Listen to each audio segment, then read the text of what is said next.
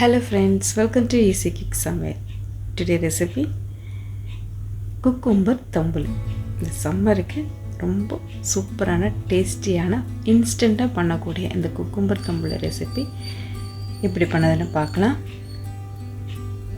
இது ஒரு தாளிப்பு மட்டும்தான் நம்ம கேஸ் யூஸ் பண்ணுறோம். மற்ற டைமில் நம்ம சிலிண்டர் தேவை கிடையாது. ரொம்ப ஈஸியாக குயிக்காக பண்ணிக்கலாம். வாங்க குக்கும்பர் தம்புளி ரெசிபி எப்படி பண்ணுறதுன்னு பார்க்கலாம்.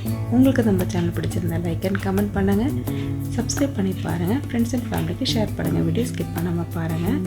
ஒரு குக்கும்பர் எடுத்துருக்கேன். இதோட 2 சைடும் கட் பண்ணி இதோட தோல் எல்லாமே நம்ம ரிமூவ் பண்ணி எடுத்துக்கலாம். இந்த தோல் ரிமூவ் பண்ண பிறகு நம்ம கட் பண்ணி எடுத்துக்கலாம். ரஃபாகவே கட் பண்ணி இது இப்போ ஒரு மிக்ஸி ஜாருக்கு நம்ம மாற்றிக்கலாம். இது கூட ஒரு துண்டு இஞ்சி சேர்த்துக்கலாம். இந்த சைஸில் தான் இஞ்சி எடுத்துருக்கேன். 2 பச்சை மிளகாய் இது மாதிரி கட் பண்ணி போட்டுக்கலாம்.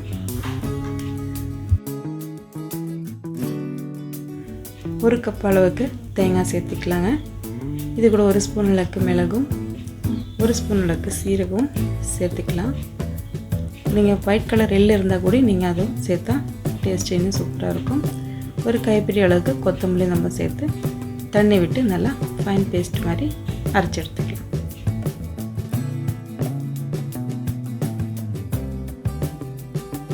ஒரு கப்பு நல்லா கட்டி தயிர் எடுத்துருக்கேன். இப்போ நல்லா பீட் பண்ணி எடுத்துக்கலாம்.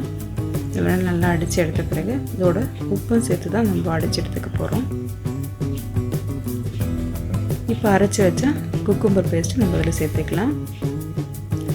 இதுவும் ஒரு வாட்டி கூட நல்லா மிக்ஸ் பண்ணி நம்ம எடுத்துக்கலாங்க. சூப்பர் டேஸ்டியான குக்கும்பர் தம்புளி இப்போவே ரெடி ஆகிடுச்சு. இது கூட நம்ம ஒரு தாளிப்பு மட்டும்தான் சேர்க்கணும்.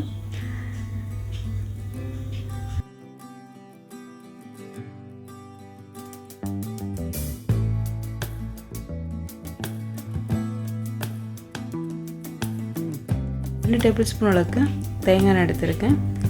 இது கூட 1/2 ஸ்பூன் அளவுக்கு கடுகும், கொஞ்சோண்டு உளுத்தம்பருப்பும், கொஞ்சம் பெருங்காயத்தூள், அதே மாதிரி கொஞ்சம் கருவேப்பிலையும் சேர்த்து ஒன்று தாளிப்பு தாளிச்சிட்டு நீங்கள் அப்படியே நம்ம பண்ணி வச்ச குக்கும்பர் தம்புளியில் மாற்றிக்கலாங்க.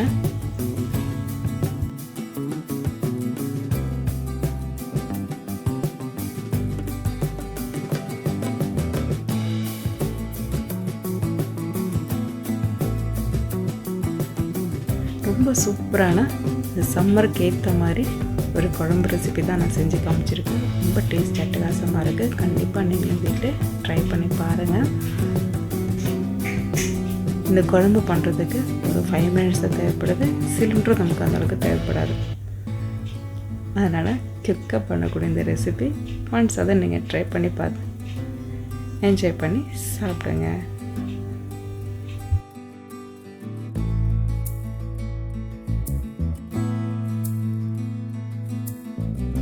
என்ஜாய் பண்ணி சாப்பிடுங்க. ஆரோக்கியமாக வாழுங்க. தேங்க்ஸ் ஃபார் வாட்சிங்.